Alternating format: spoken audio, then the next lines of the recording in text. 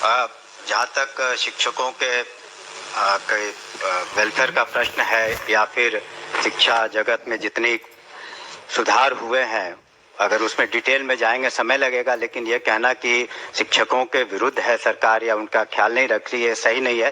लेकिन जो constitutional position है, हम निश्चित रूप से आपके प्रस्ताव पर विचार करेंगे, लेकिन जो कॉन्स्टिट्यूशनल पोजीशन है वो भी माननीय सदस्य जान जाएं। स्थानीय निकाय शिक्षकों की नियमावली भारत के संविधान के अनुच्छेद 243(6) के तहत अधिसूचित की गई है, जो राजकर्मी श्रेणी के तहत नहीं होते हैं। तो ये कॉन्स्टिट्यूशनल पोजीशन है, लीगल पोजीशन है।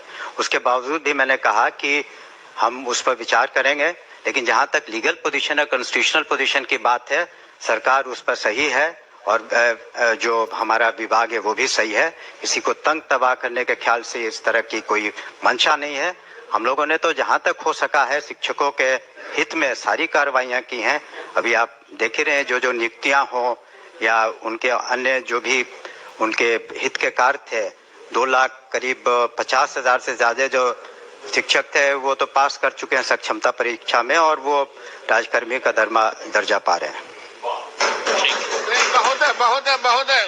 महोदय हम भटक गए।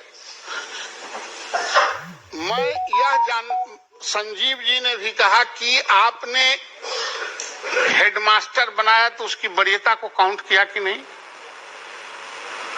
आप बीपीएससी में सरकार ने एक योजना लाई कि नियोजित शिक्षकों को हम परमानेंट करके राज्यकर्मी का दर्जा देना चाहते हैं। आप दिए, वो परीक्षा दिया, लेकिन उसका पोंछ काट देने का आपने तो नहीं कहा था कि आपका जो पोंछ लगा हुआ है 18 साल का 20 साल का वो हम काट देंगे।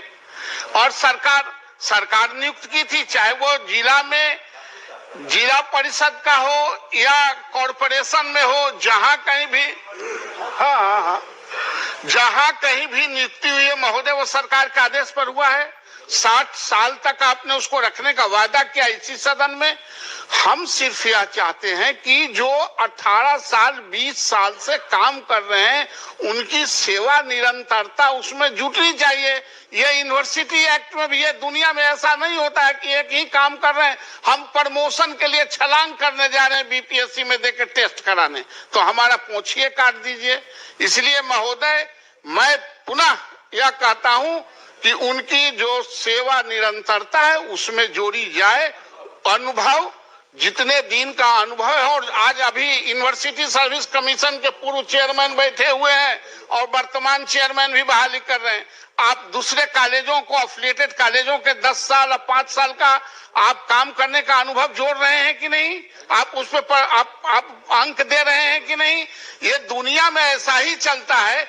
एक अलग रूप से इसको प्रताड़ित करने के दृष्टिकोण से जो जूनियर आज बहाली हुआ है उसके कलेजा पर आप सीनियर के कलेजा पर बैठा देंगे तो शिक्षण संस्थानों में इसका असर पड़ता है।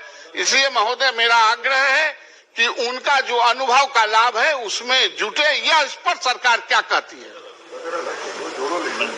सभापति महोदय, प्रताड़ना की तो बात मेरे समझ के परे है और शायद इस सदन के समझ के भी परे है। शिक्षकों को जहां तक सुविधा दी जा रही है, एक चीज माननीय सदस्य भी बताना चाहेंगे, चूंकि उन्होंने लीगल प्रोविजन की बात की, हमने भी किया, तो क्या जो सक्षमता पास करने के पहले जब वो जो शिक्षक थे जिसे नगर निकायों ने या पंचायती राज व्यवस्था के अधीन उन्हें नियुक्ति दी गई, उन्हें टेम्परेरी स्तर पर या कॉन्ट्रैक्चुअल पर, तो वो हकदार नहीं थे न्यू पेंशन पॉलिसी के उस वक्त जब आप वहाँ पर जब आपकी नियुक्ति थी, आपको जब पंचायती राज व्यवस्था के तहत आपको शिक्षक के रूप में रखा गया, तो उस वक्त आप तो न्यू पॉलिसी स्कीम के एनपीएस के तहत पेंशन स्कीम के हकदार नहीं थे।